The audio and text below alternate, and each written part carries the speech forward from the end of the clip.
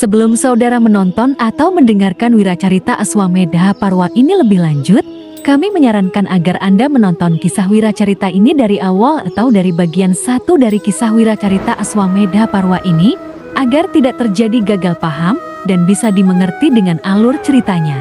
Selamat mengikuti, jangan lupa follow dan subscribe untuk kisah-kisah selanjutnya. Terima kasih.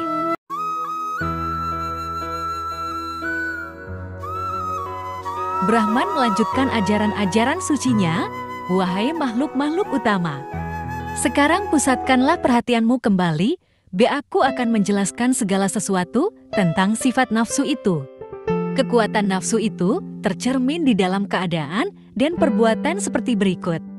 Menyakiti orang lain, kecantikan dan ketampanan, ketekunan bekerja untuk mengejar hasil, kesenangan dan kedukaan, dingin dan panas dalam hubungan dengan sikap, kekuasaan, perang, damai, pembantahan, ketidakpuasan, kekuatan bertahan, kedukaan, keherbatan, kebanggaan, kutukan, usaha keras, pertengkaran, iri hati, keinginan, kekerasan, pertempuran, kemilikan, perlindungan, pembunuhan, pengikatan diri, penyakit, usaha perdagangan, merampas dan mencincang.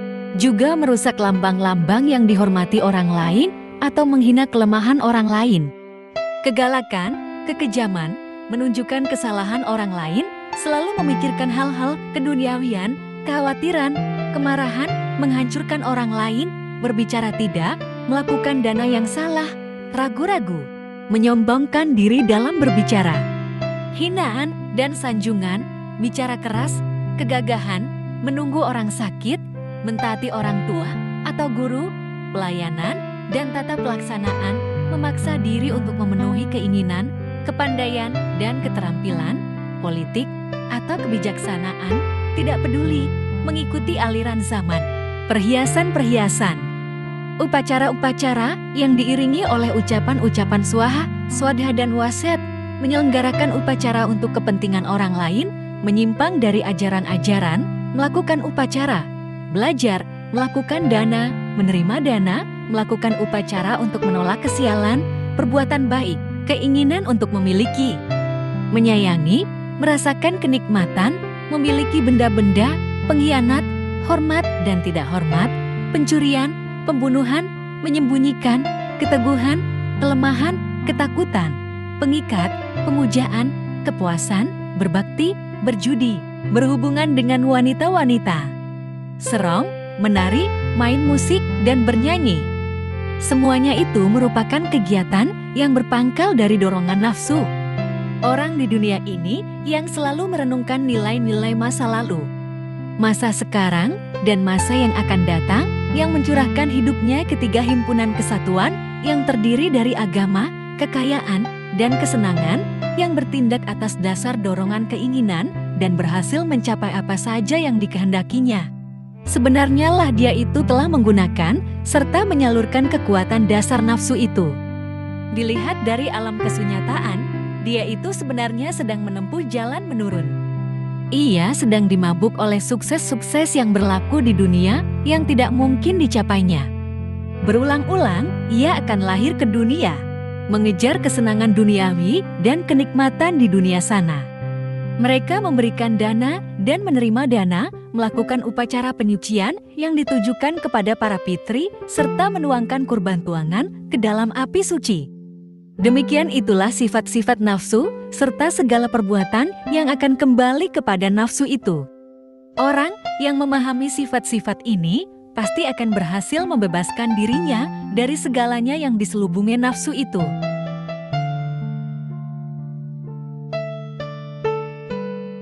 Selanjutnya, Brahman melanjutkan firman-Nya.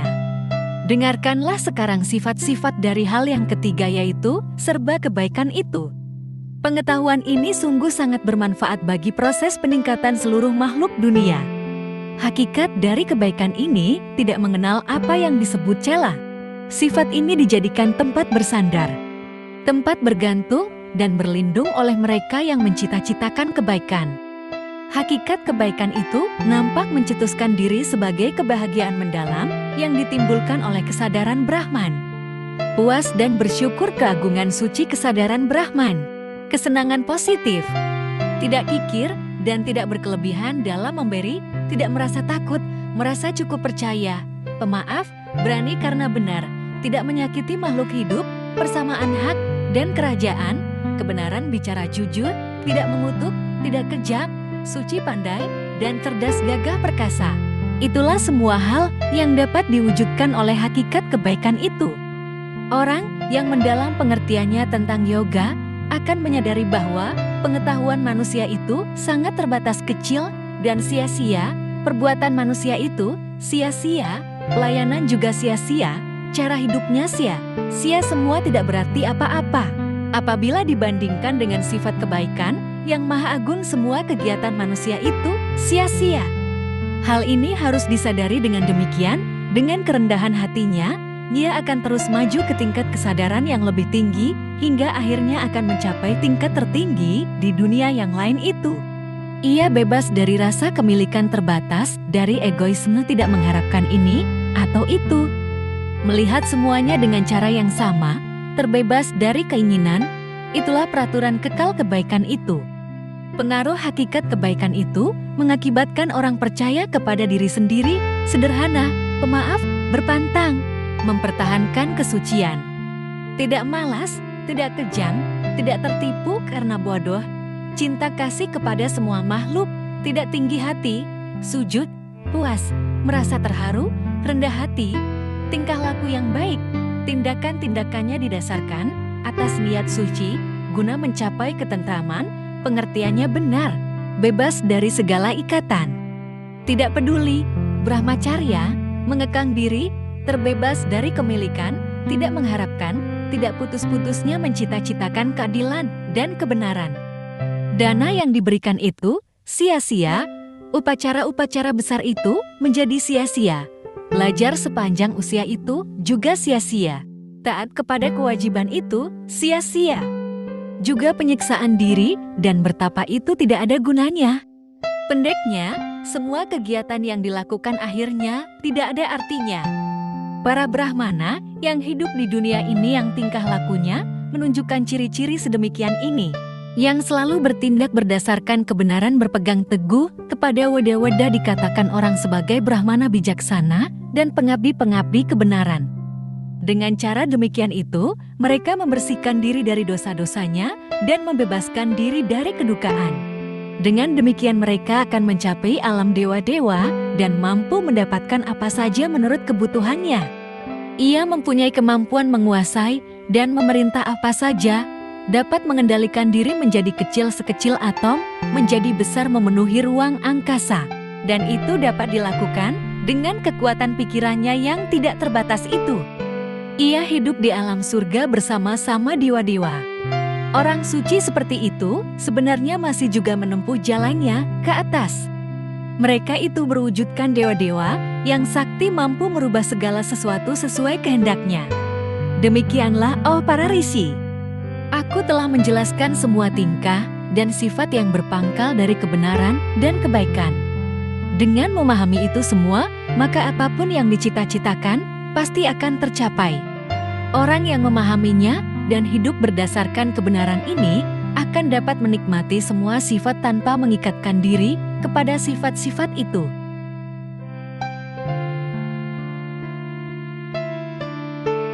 Brahman melanjutkan firman-Nya, hakikat sifat itu sebenarnya tidak dapat dijelaskan selengkapnya secara terpisah satu dengan yang lain.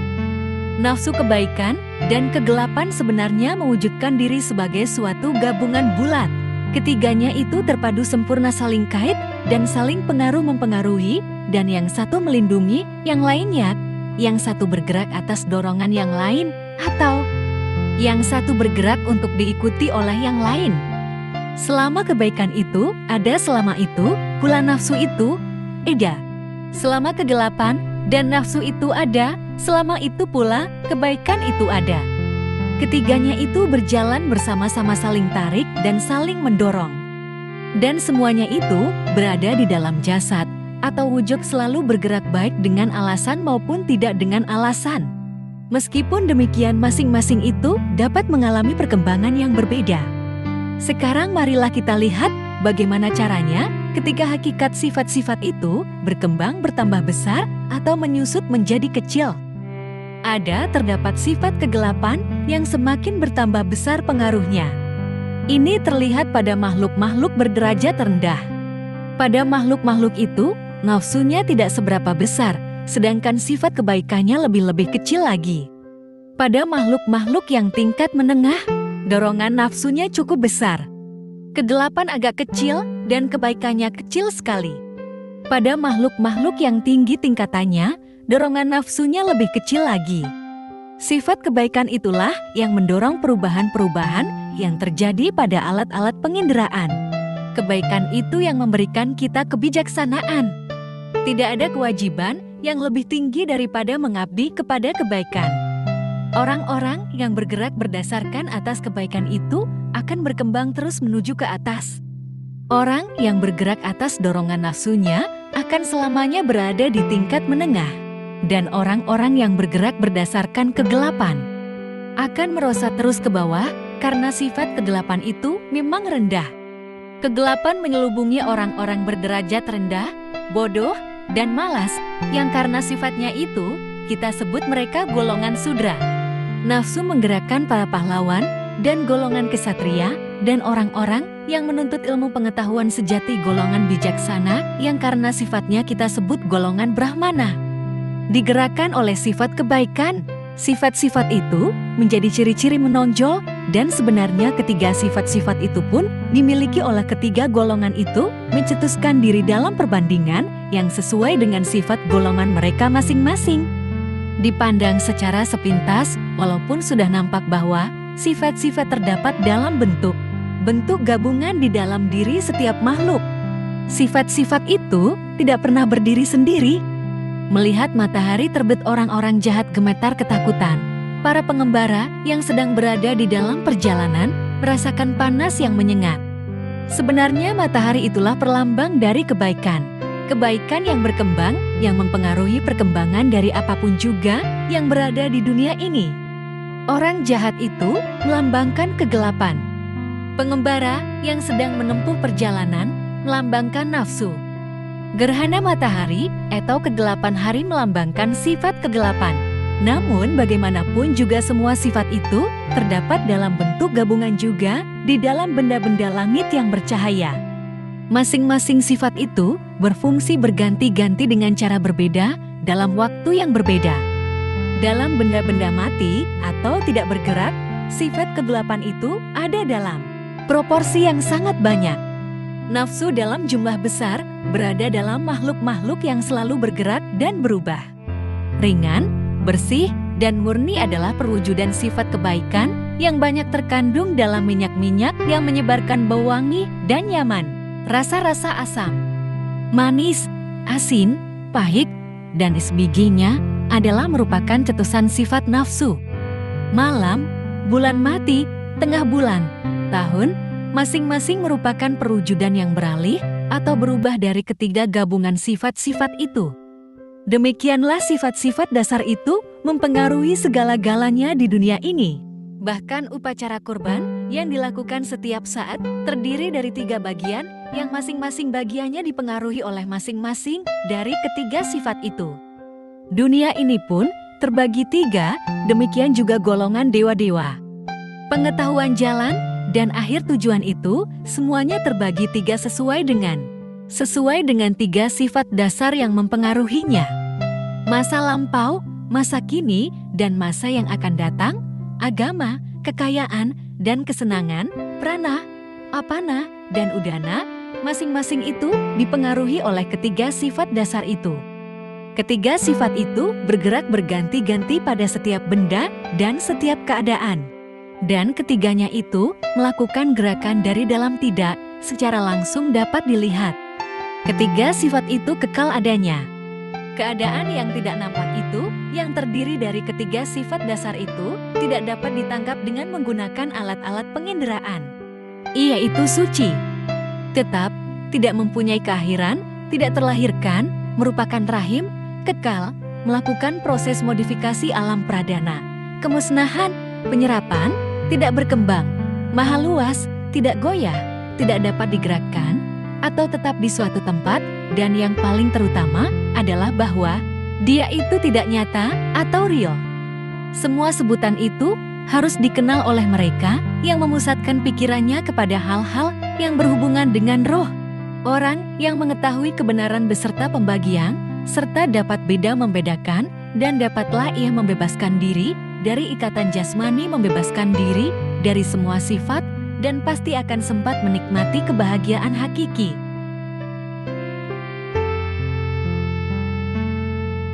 Dari yang tidak nampak itu, pertama-tama muncul roh yang maha besar, yang memiliki kecerdasan tidak ada batasnya, dan roh awal itu merupakan sumber bagi segala sifat yang ada. Dia itulah ciptaan yang pertama. Roh Maha Agung itu disebut dengan nama-nama titik dua. Roh Agung, kecerdasan, Wisnu, Jisnu, Sambu. Pengertian metode untuk mendapatkan ilmu pengetahuan. Metode untuk mendapatkan persepsi yang benar, juga kemasyuran, keberanian, dan daya ingatan.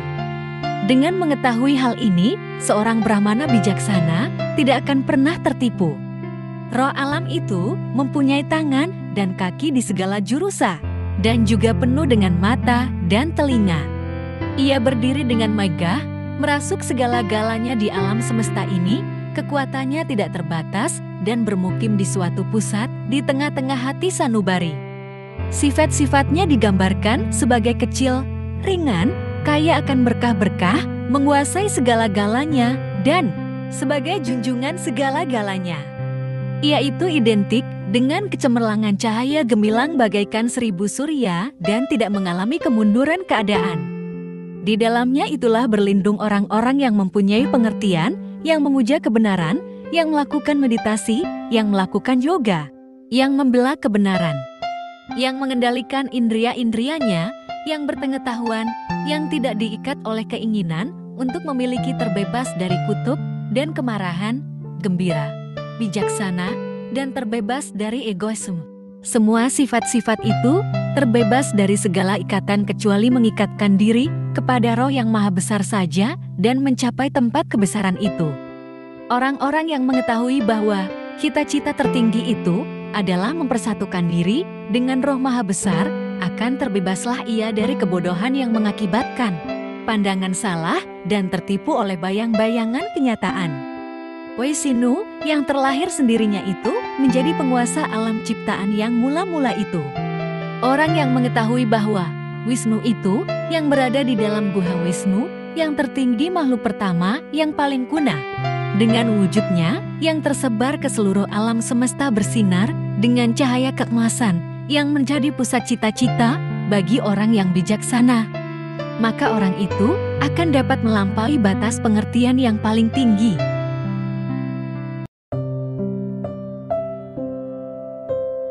Selanjutnya Brahman bersabda, maka yang pertama kali diciptakan adalah egoisme. Apabila ego itu mencetuskan diri menjadi aku, maka aku itu adalah ciptaan yang kedua, dan kesadaran diri atau egoisme itu menjadi sumber segala makhluk, karena makhluk-makhluk itu terlahir dengan modifikasi dari ego itu. Dia itu merupakan cahaya murni dan menjadi penunjang kesadaran diri. Dia pula yang disebut Prajapati. Dia itu juga adalah dewata yang tertinggi melahirkan dewa-dewa yang lain dan menciptakan pikiran. Dia itulah yang menciptakan ketiga dunia ini. Dia yang pertama kali mempunyai perasaan. Aku adalah semuanya ini. Demikian itulah gambaran dunia bagi orang-orang bijaksana yang tekun mencari pengetahuan tentang roh atau alam-alam rohani, terutama yang sudah menikmati keberhasilan melalui penelitiannya terhadap weda-weda dan melakukan pengamatan-pengamatan dengan pengorbanan-pengorbanan. Dengan menyadari dan mengetahui kenyataan roh itu, orang dapat menikmati sifat-sifat yang didambakan oleh orang kebanyakan. Sumber segala makhluk itu melahirkan makhluk-makhluk itu dengan menerapkan pengetahuan itu. Dia itulah yang menyebabkan segala perubahan terjadi. Dia itulah yang menyebabkan segalanya bergerak. Dengan cahayanya sendiri, dia menyinari seluruh jagat raya ini. Dari kesadaran diri itulah terlahir kelima unsur-unsur besar yang terdiri dari unsur-unsur tanah, udara, eter, air, dan cahaya. Di dalam kelima unsur besar makhluk-makhluk itu menjadi bingung dan tertipu oleh pendengaran perasaan kulitnya, penglihatan matanya, perasaan lidahnya, dan penciuman hidungnya. Menjelang saat peleburan diri. Kelima unsur besar itu yaitu, apabila saat peleburan jagat raya ini sudah tiba, maka semua makhluk akan menderita ketakutan yang amat sangat meski orang yang paling bijaksana pun akan merasakan ketakutan luar biasa itu. Pada saat peleburan itu, setiap bentuk yang nampak akan terurai menjadi unsur-unsur dasar yang menyusun bentuk itu tadinya. Peleburan itu terjadi berangsur-angsur dengan tahap-tahap perlawanan, dengan tahap-tahap penciptaan. Memanglah dalam hal kelahiran setiap makhluk itu terlahir dari jenisnya masing-masing. Dan beruntunglah orang-orang bijaksana yang mempunyai kekuatan ingatan yang istimewa, karena mereka itu mungkin tidak akan mengalami penderitaan dalam proses peleburan itu. Pendengaran, penglihatan, rasa lidah, rasa raba, dan penciuman, semuanya itu hanyalah sekedar akibat yang semuanya tidak tetap, dan itulah yang disebut penipu-penipu dan penyebab kebodohan. Ia itu telah ditimbulkan oleh perasaan kemilikan atau keakuan. Sebenarnya hakikat dari masing-masing itu tidak berbeda satu dengan yang lainnya, dan semuanya itu tidak menunjukkan keadaan yang sesungguhnya. Ia berhubungan dengan darah dan daging, dan masing-masing tergantung dari yang lain. Semuanya itu berbeda di luar badan roh, dan semuanya tidak bertenaga. Prana, apana, udana, samana, dan wiyana, kelimanya erat hubungannya dengan roh. Dengan bergabungnya ucapan, pikiran, dan pengertian bersama-sama menyusun suatu alam yang terdiri dari 8 unsur. Orang yang dapat membatasi serta mengendalikan pengaruh kulit, hidung, telinga, mata, lidah, dan perkataannya ditambah dengan kebersihan pikirannya dan pengertiannya tidak akan pernah digoyahkan. Orang yang pikirannya tidak pernah dibakar oleh ke-8 api di atas akan berhasil mencapai Brahman yang maha tinggi itu. Sekarang aku akan menjelaskan 11 sarana yang muncul dari egoisme. Ke-11 alat-alat itu adalah kulit, telinga, mata, lidah, dan hidung, ditambah dengan 2 kaki alat pelepasan, alat kelamin, 2 buah lengan, dan alat-alat untuk berbicara. Itu semuanya berjumlah 10 macam alat-alat. Yang ke-11 adalah pikiran. Pertama-tama yang harus dilakukan adalah meredakan desakan ke-11 alat-alat itu. Setelah ke-11 alat-alat itu dapat dikendalikan semuanya, maka mulailah memancarkan sinar Brahman dari dalam diri orang itu. 5 macam dari alat-alat itu disebut alat-alat untuk mengetahui 5 yang lain untuk melakukan kegiatan bergerak. 5 yang pertama yang dimulai dari telinga adalah alat untuk mendapatkan pengetahuan dan yang lain yang ada hubungannya dengan gerakan. Sebenarnya tidak berbeda yang satu dengan yang lain. Pikiran meliputi 2 fungsi yaitu untuk mengetahui dan juga untuk bergerak. Pengertian adalah merupakan alat yang ke-12, ia menduduki tempat teratas. Demikian itulah susunan alat-alat penginderaan menurut tahap-tahap fungsinya masing-masing. Orang yang bijaksana yang memahami kenyataan ini sudah dapat dikatakan mulai mencapai tahap keberhasilan. Dengarkanlah sekarang sarana-sarana lain yang erat hubungannya dengan alam besar. Yang pertama adalah eter. Bagian eter yang berhubungan dengan pikiran disebut alat pendengaran telinga. Apabila ia berhubungan dengan benda-benda, maka ia disebut suara atau bunyi itu. Kekuatan atau dewa yang menguasainya adalah dewa penguasa arah mata angin. Udara adalah perwujudan bunyi itu. Dan udara ini merupakan sarana yang kedua. Apabila udara itu berhubungan dengan pikiran, ia adalah kulit, dan apabila berhubungan dengan benda-benda, maka ia adalah rasa raba. Sarana ketiga adalah cahaya, yang apabila berhubungan dengan pikiran, ia adalah mata. Apabila berhubungan dengan benda-benda, ia adalah warna dari benda-benda itu. Dewa yang menguasai cahaya itu adalah Surya. Sarana keempat adalah unsur air. Apabila berhubungan dengan pikiran, ia adalah lidah, dan apabila berhubungan dengan benda-benda itu, dewa yang menguasainya adalah Soma. Sarana kelima adalah tanah. Berhubungan dengan pikiran, ia mewujudkan hidung, sedangkan apabila berhubungan dengan benda-benda, ia adalah bau dari benda-benda itu. Dewa yang menguasainya adalah Bayu. Sudah pula disebutkan bahwa kelima sarana atau unsur-unsur besar itu dapat dikelompokkan menjadi 3 kelompok. Marilah kita meninjau segala sesuatu tentang alat-alat yang lain. Kedua kaki itu selamanya berhubungan dengan badan rohani, akan tetapi apabila ia berhubungan dengan benda-benda, ia akan berubah menjadi gerakan-gerakan menuju atau menjauhi benda-benda itu. Penggunaannya itu diatur oleh Wisnu. Hawa kehidupan yang disebut apana selalu bergerak menuju ke bawah. Dalam hubungannya dengan badan rohani, ia menggerakkan alat pelepasan, dan apabila ia berhubungan dengan benda-benda, ia adalah kotoran yang dikeluarkan oleh benda-benda itu. Dewa yang mengaturnya adalah Mitra. Juga apabila berhubungan dengan badan rohani, ia disebut alat kelamin yang berfungsi melahirkan makhluk-makhluk. Dan apabila berhubungan dengan benda-benda, ia adalah lembaga untuk tumbuh dan berkembang yang dikuasai oleh Prajapati. Kedua tangan dan lengan selamanya berhubungan dengan benda-benda. Ia adalah gerakan atau tindakan untuk mengambil atau melemparkan benda-benda itu. Yang mengatur gerakannya itu adalah indera. Yang terakhir, yang ada hubungannya dengan badan rohani adalah suara, yang juga berhubungan dengan semua dewa-dewa. Dan apabila berhubungan dengan benda-benda, ia adalah apa yang dibicarakan. Yang menguasai suara itu adalah Agni. Pikiran itu juga berhubungan dengan badan rohani. Ia itu bergerak di dalam jiwa dan berpangkal dari kelima unsur besar itu. Apabila berhubungan dengan benda-benda, ia adalah kegiatan mental. Dewa yang menguasainya adalah Cendrama. Berhubungan dengan badan rohani adalah egoisme atau kesadaran dirinya yang telah mendorong seluruh jalan kehidupan ini. Apabila berhubungan dengan benda-benda, ia adalah kesadaran diri, dan yang langsung menguasainya adalah Rudra. Juga berhubungan dengan badan rohani adalah pengertian yang meliputi keenam alat penginderaan itu. Apabila berhubungan dengan benda-benda, ia menjadi objek untuk dipahami, dan dewa yang mengaturnya adalah Brahman itu sendiri. Ada 3 tempat yang menjadi permukiman benda-benda di alam semesta ini. Tempat keempat tidak mungkin ada. Ketiganya itu adalah tanah, air, dan angkasa. Dan dikenal 4 cara kelahiran, yaitu lahir melalui telur, lahir melalui lembaga yang tumbuh ke atas, menembus tanah, ada yang lahir dari kotoran, dan ada yang lahir melalui kandungan rahim. Itulah cara kelahiran yang terlihat bagi semua makhluk hidup.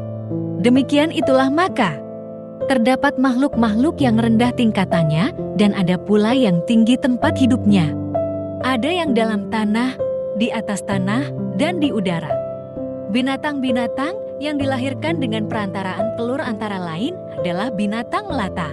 Binatang serangga berkembang dari ulat yang dikatakan timbul dari kotoran. Tingkatan binatang-binatang yang terlahir di antara kotoran itu sangat rendah.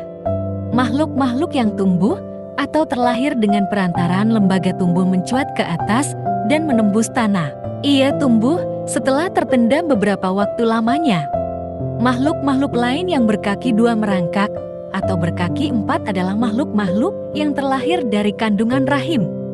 Di antara makhluk-makhluk ini terdapat manusia yang derajatnya rendah, cacat mental, dan cacat jasmaninya. Rahim yang kekal dari Brahman itu patut diketahui ada 2 jenisnya, yaitu tapa dan perbuatan baik yang menghasilkan berkah-berkah serta pahala-pahala yang baik. Demikian itulah sesuai dengan kenyataan orang-orang bijaksana serta berpengetahuan. Tindakan perbuatan itu banyak sekali jenisnya.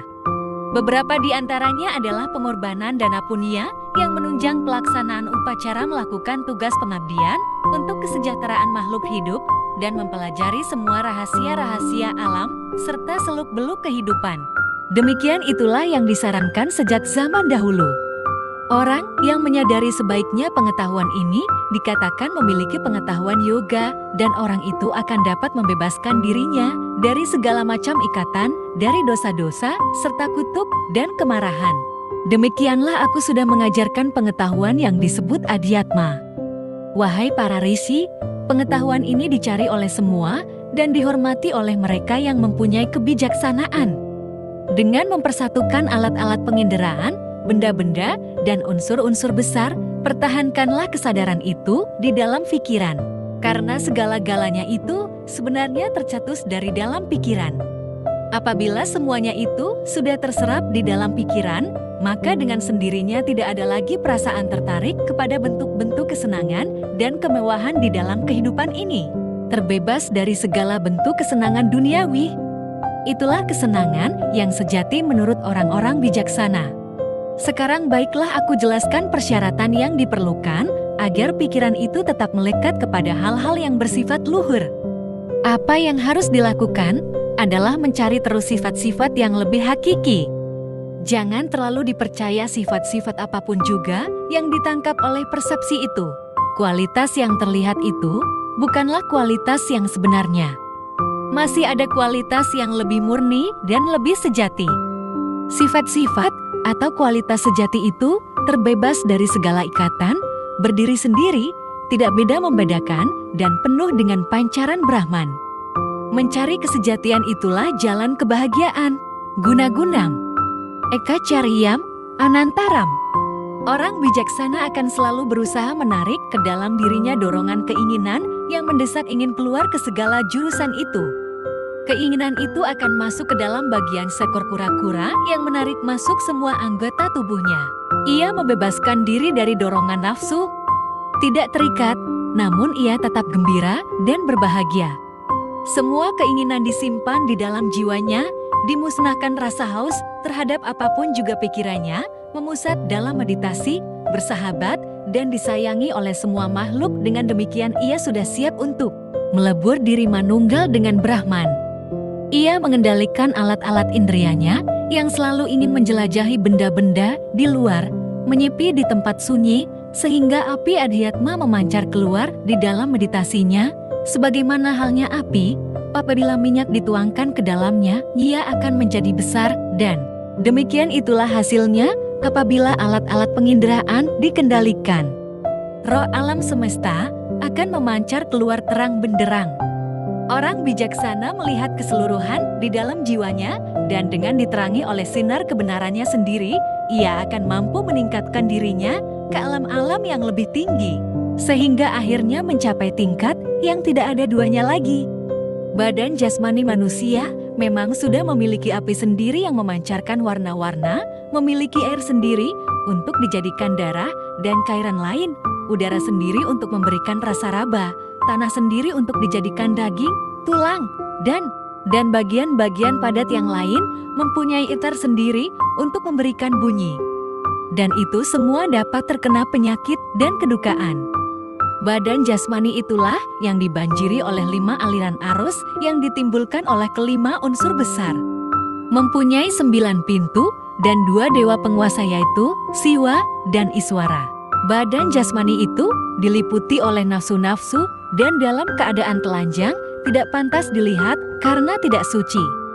Jasmani itu dibentuk oleh 3 sifat, mempunyai 3 unsur pembentuk yaitu udara dan 2 cairan bening yaitu cairan empedu dan cairan getah bening. Jasmani itulah yang suka melekatkan diri dengan benda-benda duniawi dan penuh dengan kegelapan atau kebodohan. Jasmani itu sangat suka atau bahkan tidak mungkin disingkirkan dari alam yang tidak kekal ini.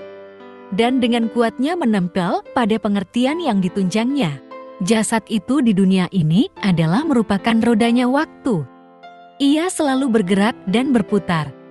Tepat pula, apabila dikatakan bahwa jasad itu merupakan lautan yang luas dan dalam, penuh dengan bayang-bayangan yang menipu.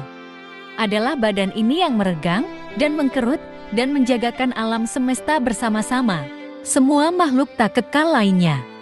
Dengan mengendalikan indria, maka dijauhkanlah kita dari nafsu-nafsu kutuk dan kemarahan, juga rasa takut dan perasaan kemilikan permusuhan kepalsuan yang semuanya itu merajalela untuk selamanya.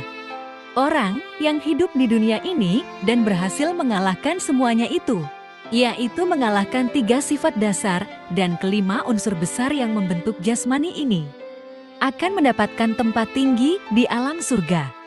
Ia akan mencapai suatu kedudukan di alam yang tidak terbatas. Di dunia ini, orang bagaikan sedang menyeberangi sungai dengan 5 alat penginderaan sebagai tepi. Tepi uramnya kecenderungan pikiran sebagai aliran airnya yang dahsyat, kebodohan sebagai danaunya. Demikianlah orang harus mampu menundukkan dorongan nafsu dan kemarahannya. Orang dengan kekuatan seperti itu akan mampu membebaskan diri dari kesalahan-kesalahan dan akan mampu melihat kenyataan yang lebih tinggi nilainya. Ia akan memusatkan pikirannya di dalam pikiran itu sendiri, memandang diri di dalam diri.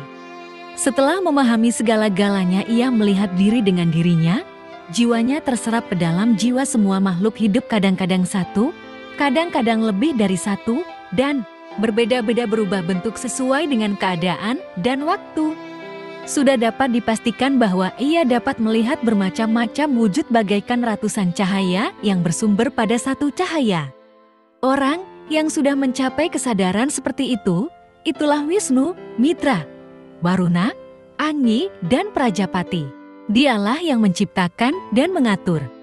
Dia itulah cinta kasih yang memandang dengan wajah menghadap ke semua jurusan. Di dalam dirinya terdapat hati nurani semua makhluk. Dia telah bersatu dengan Roh Maha Agung dari alam semesta yang mulia dan cemerlang tiada bandingannya. Dia menjadi tujuan bagi semua Brahmana yang mengutamakan kebijaksanaan, juga menjadi tujuan bagi para dewa-dewa dan asura, yaksa dan pisaca, para pitri, burung-burung, dan para raksasa, beserta makhluk-makhluk halus lainnya. Dia yang Maha Agung itu dipuja-puja oleh para rishi terkemuka. Bersambung